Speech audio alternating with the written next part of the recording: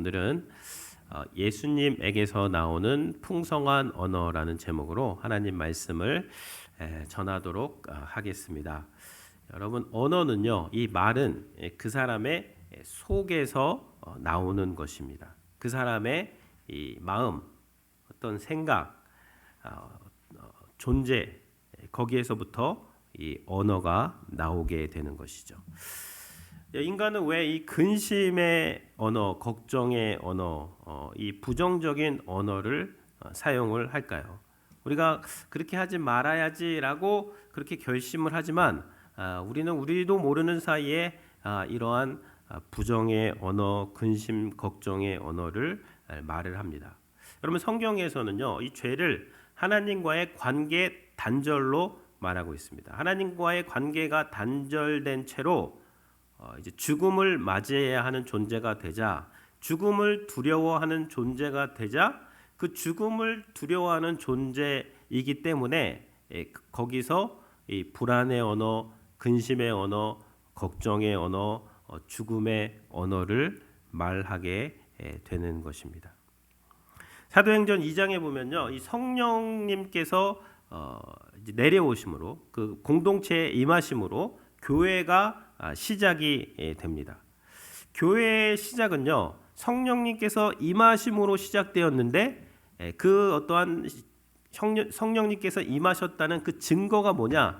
성령님이 임하실 때 나타나는 현상이 무엇인가? 언어의 변화입니다. 생명의 언어, 풍성한 언어, 하나님을 높이는 언어, 복음의 언어로 그들이 이전에는 하지 못했던 성령이 가르쳐 주셔서 성령의 어떠한 능력으로 그들이 새로운 풍성한 복음의 언어를 말하기 시작하는 것, 그것이 교회의 시작이 되었습니다. 성령이 임하실 때 그때 보면 불이 혀처럼 갈라진다 그랬죠. 성령의 불이 우리의 혀를 태워주시고 지져주셔서 이제 옛사람의 죽음의 언어, 근심 걱정의 언어, 부정적인 언어를 다 도말해 주시고 이제 생명의 언어, 살리는 언어, 부요한 언어, 풍성한 언어, 예수 그리스도의 언어로 우리를 변화시켜 주신 것, 그것이 이 교회가 탄생할 때 나타났던 그 현상입니다. 거기에 보면 하늘에서 이 강하고 급하고 강한 바람이 불었다 그러는데요. 그럼 이 바람, 이 불과 바람, 불이 산불이 왜 나죠? 나무가 탈 때 바람이 막 불면요, 산불로 막 번져 나갑니다. 그 불은 못 꺼요, 인간이. 다 탈 때까지 못 끕니다. 마찬가지예요. 교회도요, 어떤 한 사람이 이 생명의 언어, 이 성령 충만한 언어를 쓰기 시작하면 거기에 성령의 바람이 불어버리면요, 그 공동체의 이 생명의 언어가 막 확산되는 것, 이것이 교회가 되는 것이고, 여러분, 전도가 무엇일까요? 전도는요, 이 복음의 언어, 풍성한 언어를 말하고 전하는 거예요. 사망의 언어를 사용하는 이 세상에서 이 풍성한 언어를 말하고 복음을 이야기하는 것, 그것이 전도가 되는 것입니다. 그래서 오늘 예수님께서 이 작은 음식이죠, 물고기 2마리, 또 보리떡 5개, 오병 2어로 5,000명, 남자만 5,000명을 먹이시는 이 기적 사건을 통해서 예수님께서는요, 우리에게 풍성한 그 언어를 가르쳐 주시고 계십니다. 한 2가지 정도 우리 같이 한번 나누기를 원하는데요. 이 풍성한 언어, 예수님께서 가르쳐 주시는 풍성한 언어는 무엇인가? 이 풍성한 언어는 풍성하신 예수님을 알아야만 할 수 있는 언어가 되는 것입니다. 오늘 말씀 6장 5절에 보면요, 6장 5절에 보면 예수께서 눈을 들어 큰 무리가 자기에게로 오는 것을 보시고 빌립에게 이르시되 우리가 어디서 떡을 사서 이 사람들을 먹이겠느냐 하시니, 예수님께서 이제 빌립에게 질문을 하십니다. 예수님의 질문이 뭐죠? Where shall we buy bread? 우리가 어디서 떡을 사서 이 사람들을 먹이겠느냐? 2가지, 이 질문에는 2가지가 포함되어 있어요. 떡을 어디서 사야 되는가? 이것이 첫 번째 질문이고요. buy bread, 빵을 사야 된다는 것입니다. 예수님께서 이런 질문을 빌립에게 하신 것은요, 몰라서 하신 것이 아닙니다. 6절에 보면 이렇게 말씀하심은 친히 어떻게 하실지를 아시고, 예수님은 어떻게 하면 5,000명이 넘는 사람들을 먹일지를 이미 다 알고 계셨어요. 몰라서 묻는 게 아니라 예수님이 이미 계획을 다 갖고 계셨지만, 그러나 빌립을 시험하시고자, 여기서의 시험은요, 빌립에게 체험 학습의 기회를 주시고자, 빌립으로 깨닫게 하시고자, 빌립의 믿음이 성장하게 하시고자 이런 질문을 하게 됩니다. 이 질문을 통해서 예수님이 원하시는 것은 어디서 떡을 사는지를 알게 하시기를 원하시는 것이고요, 또 얼마만큼의 값을 치르고 떡을 사야 되는지를 알게 하시기 위해서 이 질문을 하시는 것이죠. 그래서 빌립이 대답을 합니다. 7절에서 빌립의 7절에 빌립이 대답하되 각 사람으로 조금씩 받게 할지라도 200데나리온의 떡이 부족하리이다. 이 빌립의 이제 말인데요. 자꾸만 이제 조금씩 받게 할지라도 200데나리온의 떡이 부족하리이다. 조금씩 부족하다. 빌립은 지금 상당히 궁핍하고 이 축소되어 있습니다. 왜냐하면 무리는 크고 자신은 적은데 이 큰 무리를 이 적은 사람이 먹으려고 하니까 이렇게 뭐 조금씩 받게 할지라도 부족합니다. 그리고 빌립은요, 어디서 떡을 사야 되는지에 대해서는 답변을 못 하고 있어요. 그리고 지금 떡값에 대해서만, 빵값이 얼마인가만 이야기를 합니다. 그래서 우리도 이 하나님의 일을 할 때 보면요, 이 돈이 중요하지만 이 돈에 대해서만 말하고 돈만 세고 돈에 갇히게 되면 항상 부족한 그런 신앙생활이 되게 되는 것입니다. 돈으로만 일한다고 하면 그거는 세상 일과 다를 것이 없죠. 이 돈을 하나님이 사용하시지만 거기에 하나님의 말씀이 있고 하나님의 뜻이 있고 또 우리의 순종이 있고 또 하나님의 나라가 그 가운데 있을 때 하나님께서 하나님의 일을 하게 되시는 것이죠. 근데 빌립은 어디서 떡을 사야 되는지는 몰랐고 이 떡값에 대해서만 한 200데나리온, 오늘날로 말하면요, 한 데나리온이 한 하루의 노동자의 품삯이니까 약 2만 불. 예수님 2만 불 정도도 부족할 것 같습니다. 2만 명을 먹이기에는. 그 말을 하고 있는 것이고, 2만 불이 있다고 해도 그 어디서 떡을 살 거예요 지금? 그거는 빌립은 대답도 못 하고 있습니다. 근데 예수님께서 이런 질문을, 아까 예수님이 질문 Where shall we buy bread? 우리가 어디서 떡을 살 수 있느냐는 이 질문은요, 그냥 뭐 하신 질문이 아닙니다. 빈말이 아니에요. 예수님이 지금 이것을 알려주시고자 하시는 말씀이죠. 예수님이 이것을 알려주십니다. 요한복음 6장 32절에 보면 일단 어디서, 여기서 where shall we buy bread, 여기서 where이 나오니까 어디서 떡을 사는지 예수님께서 말씀하십니다. 32절에 보면 예수께서 이르시되 내가 진실로 진실로 너희에게 이르노니 모세가 너희에게 하늘로부터, from heaven이 나옵니다. 하늘로부터 떡을 준 것이 아니라 내 아버지께서 너희에게 하늘로부터, 여기서부터 from heaven이 나옵니다. 하늘로부터 참떡을 주시나니, true bread from heaven. 그럼 딱 어디서부터 떡을 사와야 된다는 거죠? 예수님께서 말씀은 하늘로부터 떡을 사와야 된다는 거예요. 땅의 떡으로는 이 무리를 잠깐 만족시킬 수 있지만 예수님이 지금 그것을 넘어서 지금 이 오병이어의 사건을 통해서 이 큰 무리를 영원히 배고프지 않게 하는 그 떡에 대해서 지금 거기까지 내다보시면서 말씀을 하고 계시는 것입니다. 요한복음 6장 51절에 보면요, 나는 하늘에서 내려온 살아있는 떡이니, 여기 뭐예요? I'm the living bread that came down from heaven. 나는 하늘로부터 내려온 living bread. 내가 떡이라는 거예요. 근데 어디서부터? Where shall we buy bread? From heaven. 하늘로부터 예수님께서 내려오셔서 사람이 이 떡을 먹으면 영생하리라. 내가 줄 떡은 곧 세상의 생명을 위한 내 살이니라. 예수님이 살을 주신다고 말씀을 하시고 있어요. 살아있는 떡이라고 하시면서 무슨 사건을 말씀하시는 것이죠? 예수님의 십자가 사건을 말씀하시는 것입니다. 그러면 이 하늘에서 내려온 그 떡을 사야 되는데 이 떡값이 필요하지 않습니까? 이 떡값은 누가 치르시는 거예요? 떡값은요 200데나리온으로는 택도 없습니다. 이 땅의 모든 그 돈을 다 모아도 살 수 없는 이 떡이 되는 것이죠. 이 떡값은요 예수님께서 십자가에서 스스로를 내어주심으로 그 값을 치러주심으로 하나님께서 우리를 사랑하셔서 그 아들 독생자를 보내주셔서 그 떡값을 하나님께서 내주신 것이고요. 또 예수 그리스도께서 십자가에서 자신을 드리심으로 그리스도 예수께서 스스로 떡값을 내신 거예요. 그러므로 우리에게 이 떡을 주심으로 영원히 배고프지 않는 이 떡을 제공하신다는 말이 예수님의 말씀이 되는 것입니다. 그러니까 여기서 예수님이 말씀하시는 것은 무엇이냐면 내가 곧 살아있는 떡이고 하늘로부터 내려왔고 그 떡값은 내가 내겠다. 내가 너희를 위해서 낼 것이다. 그러니 너희는 나와 함께 있으면 되는 것이죠. 그러니까 우리가 어떻게 풍성한 언어를 사용할 수 있는가? 여러분 나만 보면요 200데나리온의 떡도 부족하죠. 어디서 떡을 사야 될지도 모르죠. 무리는 막 엄청나게 많죠. 그러면 나오는 말이 다 뭐 부족합니다. 뭐 못합니다. 할 수 없습니다.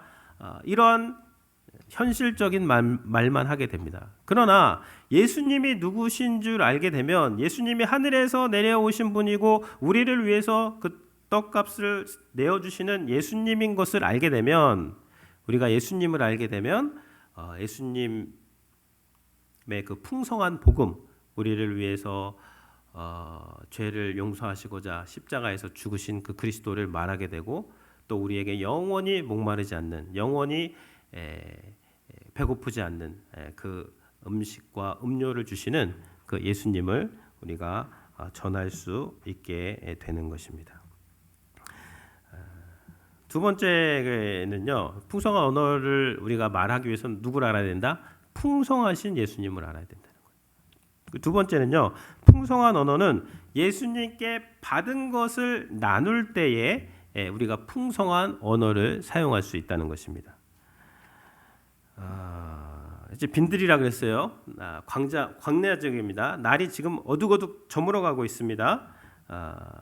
제자들이 이제 말을 하는 거예요. 예수님, 이제 저녁이 되었습니다. 이제 무리를 해산시켜야 됩니다. 무리로 해산해서 먹을 것을 사 먹게 해야 됩니다. 맞는 말입니다. 무리가 계속 있으면 지금 떡을 누가 줘야 되는 상황이에요. 예수님이나 제자들이 부담스러운 거예요. 제자들은 혹시 우리가 이들 먹여야 될까 봐. 그러니까 빨리 이제 보내서 해산시켜서 사 먹게 해야 됩니다. 이제 그 말을 하고 있는 것이죠. 근데 예수님께서 또 황당한 말씀을 하십니다.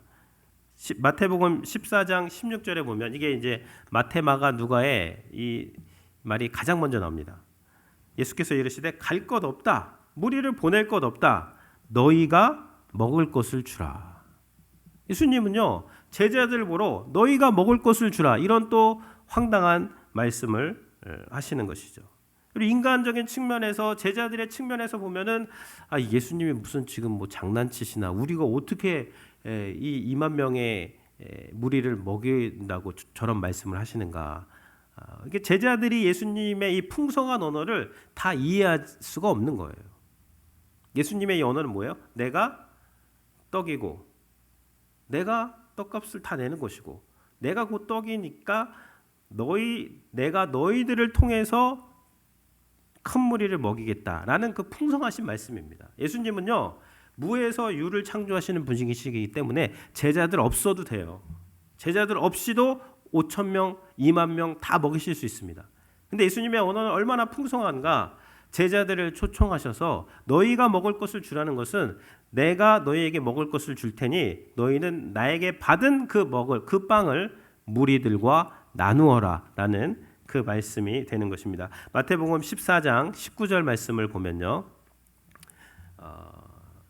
예수님께서 어떻게 무리를 먹이시는지 나오게 되시는 것이 14장 19절에 보면 무리를 명하여 잔디 위에 앉히시고 떡 5개와 물고기 2마리를 가지사 하늘을 우러러 축사하시고 떡을 떼어 제자들에게 주시매 제자들이 무리들에게 주니. 자, 예수님께서 떡을 떼어서 누구에게 주셨죠?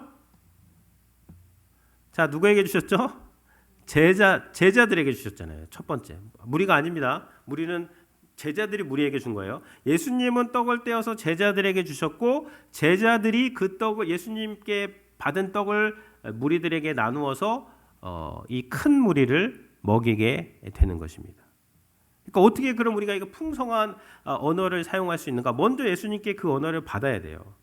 받은 언어를 나눌 때 예수님 풍성하신 예수님을 알고 그 복음의 예수님을 알고 그 예수님께로부터 풍성한 언어를 받을 때 받고 그 언어를 나눌 때 우리가 풍성한 언어를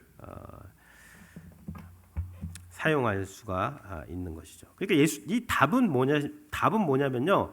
예수님이 답이세요. 내가 곧 길이요 진리요 생명이니 해답이니 나로 말미암지 않고는 하늘 아버지께서 주시는 생명의 떡을 먹을 자가 없느니라. 예수님이 해결책이신 거예요. 그러니까 예수님을 통해서 예수님으로부터 그 해답을 받고 그 받은 답을 그 복음을 나눌 때 우리가 풍성한 그러한 언어를 사용할 수가 있는 것이죠. 우리 윌리엄 할아버지 계신데요. 처음에 제가 가면 표정이 차가웠습니다. 표정이 차갑고 이렇게 기도 같이 하자 그러면 거부하셨어요. 안 하신다 그러고. 그리고 너네는 왜 이렇게 작은 물고기를 먹냐? 멸치를 왜 먹냐? 큰 물고기도 많은데 막 그러면서 되게 이렇게 별로 환영하는 분위기가 아니었습니다. 근데 우리가 갈 때마다 하나님은 우리 윌리엄 할아버지를 사랑하십니다. 또 우리가 기도하고 있습니다.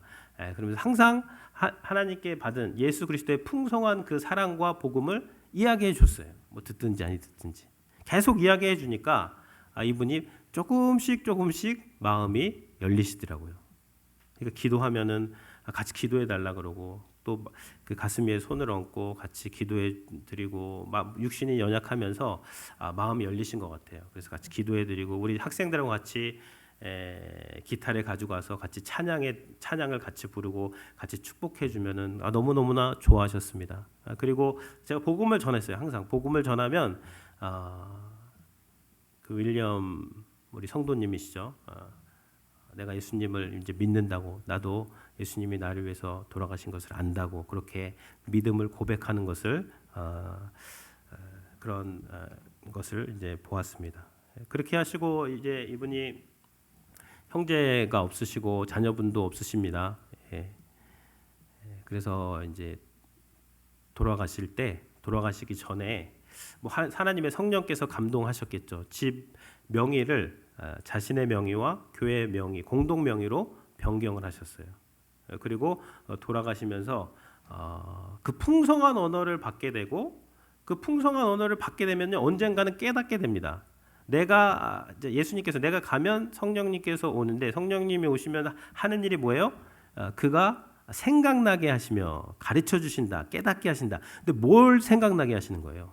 그 받았던 복음의 언어예요. 풍성한 언어, 생명의 언어, 그 들었던 언어를 성령님께서 깨닫게 하셔서 그것을 믿게 하시고, 그러므로 우리도 그 복음을 받은 자는 또 풍성한 삶을 살게 됩니다.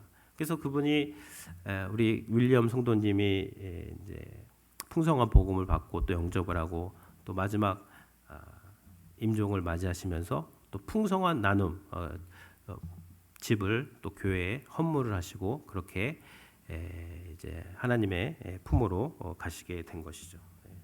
그래서 우리가 계속해서 복음을 계속해서 이야기하는 것이 중요합니다. 때가 되면 발화하게 됩니다. 여러분 그 산에 있는 큰 나무들 있죠. 거기에 씨앗이 평소에는 발화가 안 된다 그래요. 뭐 세콰이어 나무 그 씨앗들은. 근데 이게 언제 발화가 되느냐? 백도가 넘어가게 되면 날씨가 아주 덥거나 산불이 나게 되면 이제 그때 그게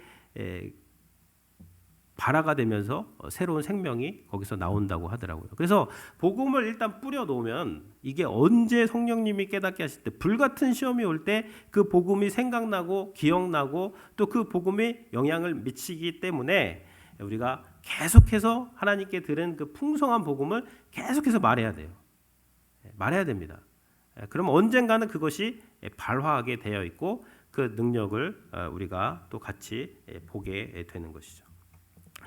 이 다른 복음서에 보면요, 예수님께서 마가복음에 보면 너희에게 떡이 몇 개가 있느냐 이러한 질문을 하세요. 이제 떡을 알아보라는 것이죠. 근데 여기서 봤듯이 이 무리가요, 남자만 5,000명이었기 때문에 이 큰 무리입니다. 그러면 여기에는 경제적으로 부유한 사람도 있고 가난한 사람도 있고 다 있었을 거예요. 그리고 이 모인 사람들이 이 앞에 보면요, 예수님께서 이 행하시는 표적을 보고 모였던 사람들이기 때문에 분명히 여러분 우리 가운데서도 예수님이 떡을 지금 찾고 계십니다. 드리실 분 있습니까? 라고 그런 말을 들으면요, 드리지 않을까요? 2만 명이나 있는데 그 가운데서 예수님께 뭐 갈비라든지 갈비 도시락이라든지 스시 도시락이라든지 양고기 도시락이라든지 그거 갖고 온 거 아마 다 드렸을 것 같아요. 그렇게 많았기 때문에 그 많은 사람들 중에서는 뭐 좋은 동기도 있고 나쁜 동기도 있고 그건 뭐 알 거 아니지만 어쨌든 분명히 들은 사람이 수십 명은 나왔을 텐데 수백 명까지도 나올 수 있었을 텐데 근데 왜 어린아이의 도시락만 가지고 갔을까요? 저는 이것은 무리의 문제가 아니라 그냥 제 추측에 안드레의 문제라고 생각합니다. 이 안드레가 예수님이 떡 몇 개인지 알아보라고 안드레한테 하니까 이 안드레가 이 예수님이 누구신지도 모르기 때문에 항상 궁핍한 겁니다. 예수님 또 시작하셨구나. 아니 떡이 몇 개인지 알면 뭐 할 거야. 이 무리가 이렇게 많은데 떡을 뭐 돈도 없고 어디서 살 곳도 없고 뭐 알아보면 뭐 어쩔 거야. 예수님이 지금 떡을 찾으십니다. 우리 중에서 떡을 드리실 분 계신가요? 예수님이 떡을 찾고 계십니다. 떡 드리실 분 계신가요? 라고 30분이나 했을까요? 1시간이나 했을까요? 저는 아예 안 한 것 같습니다. 아예 안 해. 만약에 그렇게 했다면 분명히 무리 중에서 제가 가진 이 도시락을 예수님께 드리겠습니다. 라고 할 사람이 나오지 않았을까? 저는 그렇게 생각을 하는데 어쨌든 그런 거 다 안 하고 그냥 떡은 무슨 떡이냐. 지나가는 애. 가장 자신이 만만해 보이는 어린애. 얘 이리 와봐라. 너 그 도시락 있지? 그거 예수님께 드리자. 예수님이 지금 떡이 필요하시대. 그 도시락 예수님께 드리자. 그 아이가 뭘 알겠어요? 조그만 아이가. 뭐 착하다 그러고 예수님께 드리자 그러니까 그냥 순종하면서 드렸겠죠. 그러면서 어떻게 이제 그 안드레의 말을 보면은 알 수가 있습니다. 안드레 9절에 나오죠. 9절에 보면요. 요한복음 6장 9절에 보면 여기 한 아이가 있어 보리떡 5개와 물고기 2마리를 가지고 있나이다. 그러나 그것이 이 많은 사람에게 얼마나 되게 싸움나이까. 다른 번역에 보면 이것이 이 많은 사람에게 무슨 소용이 있겠습니까? 안드레의 말입니다. 작은 물고기 가져가면서 하는 말이 예수님 지금 이 작은 도시락 있는데요. 이게 이 많은 사람한테 무슨 소용이 있겠습니까? 얼마나 되겠습니까? 이걸로는 안 됩니다. 라고 하면서 드린 거예요. 해볼 테면 해보세요. 예수님이 갖고 오라고 했으니까 제가 가져다는 드렸지만 뭐 마음대로 한번 해보세요. 라는 그러한 이 태도로 이것을 드리지 않았나. 그런데 이런 부정적인 언어, 궁핍한 언어, 좀 이러한 그 가난한 언어로 예수님께 말을 하는 이 안드레에게 예수님께서 어떻게 대답을 하시는가? 10절에 보면 나와 있습니다. 예수께서 이르시되 이 사람들로 앉게 하라. 거기에 다 일일이 대응하지 않고 앉게 하라는 것이죠. 앉게 하라는 건 뭐죠? 예수님께서 먹이겠다는 거예요. 방법이 있으세요. 50명씩 100명씩 앉게 하라. 그렇게 앉게 하시고 11절에 보면 예수님께서 떡을 가져 그 떡 안드레가 뭐라고 말했죠? 이거 갖고 뭘 할 수 있겠어요? 라는 그 떡을 가지고 예수님은 그 떡을 가져 축사하신 후에 give thanks to God 하나님께 감사하신 후에 그 떡을 가지고 감사하셨어요. 안드레는 원망하고 불평하고 부정적으로 뭘 할 수 있겠어요? 이걸로 안 됩니다. 했던 똑같은 떡인데 예수님은 그 떡을 가지고 하나님께 감사하시고 그 떡을 취하시고 또 감사하시고 그것으로 나눠주시는 것입니다. 축사하신 후에 앉아있는 자들에게 나눠주시고 물고기도 그들의 원대로 주시니라. 원대로. As much as they wanted. 그들이 원하는 만큼, 빵도 원하는 만큼. 그 테이블에서 손 들고 빵 주세요, 떡 주세요. 예수님이 원하는 만큼 다 공급하셨다는 거예요. 제자를 통해서. 그 작은 것을 가지고. 이게 무슨 말씀이죠? 그러니까 예수님의 어떤 이 풍성함입니다. 풍성함의 어떤 극치예요. 안드레가 그렇게 궁핍하게 부요하게 좀 어떤 불신을 가지고 아주 조그만 것을 갖고 왔는데 예수님 그거 상관없이 갖고 와라. 내가 풍성하기 때문에 난 무에서 유도 만드는데 아이의 도시락이 뭐가 문제니 갖고 와라. 그래서 그 도시락을 가지고 예수님께서 큰 무리를 그들이 원하는 만큼 as much as they wanted 그들이 원하는 만큼 다 나눠주고도 12바구니가 남았습니다. 이것이 어떠한 예수님의 풍성한 언어를 이제 보여주게 되는 것이죠. 안드레가 가져온 작은 도시락만 보면요, 궁핍한 언어가 나오지만 천지를 창조하신 그 하나님을 바라보면, 그 하나님께서 일하실 것을 바라보면 감사의 언어, 축복의 언어가 나오게 되는 것입니다. 그 제자들만 보면 믿음이 없는 제자들, 돈만 세는 제자들, 불신하는 제자들, 부정적인 언어를 쓰는 제자들만 보면은 이 부정적인 언어가 나올 수밖에 없지만, 그러나 그들을 통해서 그들을 불러주시고 그들을 교훈하시고 그들을 가르치셔서 그들을 사도행전에 보면 그들을 통해서 복음을 땅끝까지 전하실 그 하나님을 바라보면 감사의 언어, 축복의 언어, 부요의 언어, 풍성한 언어가 나올 수가 있게 되는 것입니다. 그래서 오병이어에서 강조하는 것은요, 작은 도시락을 드렸다, 이것도 강조가 됩니다. 물론 작은 도시락을 드려서 어쨌든 드렸기 때문에 또 하나님 그것을 재료로 해서 역사하셨지 않습니까? 그런데 그건 두 번째 같아요. 여기 다 읽어보시면요, 예수님이 떡이시고 떡값도 예수님이 내시고 예수님이 다 제공을 하시는 거예요. 그러면 여기서 이 오병이어에서 우리가 작은 도시락을 드렸다 보다는 예수님이 스스로를 우리를 위해서 드리셨다. 지금 예수님이 무에서 유를 창조하실 수 있는 분이기 때문에 큰 도시락이냐 작은 도시락이냐, 믿음직한 제자들이냐 아니면 믿음이 작은 제자들이냐, 불신하는 제자들이냐, 이런 것과 상관없이 지금 예수님께서는 스스로를 아끼지 아니하시고 우리를 위해서 드리심으로 온 백성을 구원할 생명의 양식을 공급하시는 예수님이라는 거예요. 초점이 예수님께 있습니다. 우리가 작은 것을 드린 우리에게 있기보다는 그 고귀한 생명과 그 예수님의 모든 것을 우리를 위해서 스스로를 드리신 그 예수님께 초점이 있는 것이 아닌가. 로마서 8장 32절을 보겠습니다. 자기 아들을 아끼지 아니하시고 우리 모든 사람을 위하여 내어주시니가 어찌 그 아들과 함께 모든 것을 우리에게 주시지 아니하겠느냐. 자기 아들을 아끼지 아니하시고 우리 모든 사람을 위하여 내주시니가, 이것이 오병이어의 이야기 아닐까요? 오늘 우리가 같이 찬양했던 그 찬양 있지 않습니까?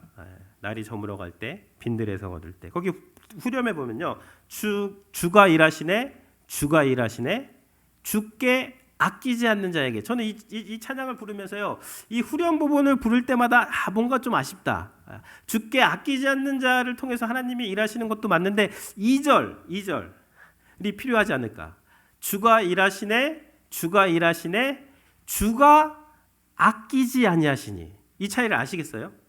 주께 아끼지 않는 자를 통해서 일하시는 하나님도 있지만, 근데 그것은 어떻게 보면 복음의 결과고, 복음 그 자체는 무엇이냐면요, 주가 아끼지 아니하셨다는 거예요. 주가 그 스스로를 아끼지 아니하시고 우리를 위해서 내어주심으로, 십자가에서 몸짓고 피 흘리심으로 우리를 구원하셨다. 이것이 복음이 되는 것이죠. 그래서요, 그 찬양을 한번 제가 후렴 부분을 1절을 먼저 불러보고 제가 한번 2절을 불러보기를 원합니다. 그래서 이따가 우리 설교 마치고 찬양할 때도 같이 그렇게 하기를 원하는데 한번 반주해 주시면요. 제가 주가 일하시네 주께 아끼지 않는 자에게 이것이 이제 1절인데 제가 2절을 만들어 봤습니다. 다시 한번 보면 주가 일하시네 주가 일하시네 주가 아끼지 아니하시니. 자, 차이를 아시겠어요? 주가 아끼지 아니하셨다는 거예요. 주께 아끼지 않는 자를 통해서도 하나님이 일하시지만 그러나 우리가 먼저 알아야 될 것은 주가 아끼지 아니하시고 그 스스로를 우리를 위해서 내어주셨다는 것이죠. 이것이 여호와 이레입니다. 여호와 이레. 여기 찬양해 보면요. 모두 고백해 여호와 이레는 것은 여호와께서 스스로 준비하셨다는 거예요. 여호와의 산에서 스스로를 위해서 스스로가 준비하신다. 이것이 여호와 이레가 되는 것이고 주님께서 그분 스스로를 아끼지 아니하시고 우리를 위해서 내주시고 하나님 아버지께서 그 아들을 아끼지 아니하시고 내어주신 것을 보면서 우리가 이제야 하나님이 우리를 사랑하시는 줄 아노라라고 그렇게 고백을 하게 되면서 우리의 언어가 바뀌는 거예요. 이제 풍성한 언어, 부요한 언어, 살리는 언어, 생명의 언어, 그런 언어가 우리 가운데서 흘러 넘치게 될 줄로 믿습니다. 아멘.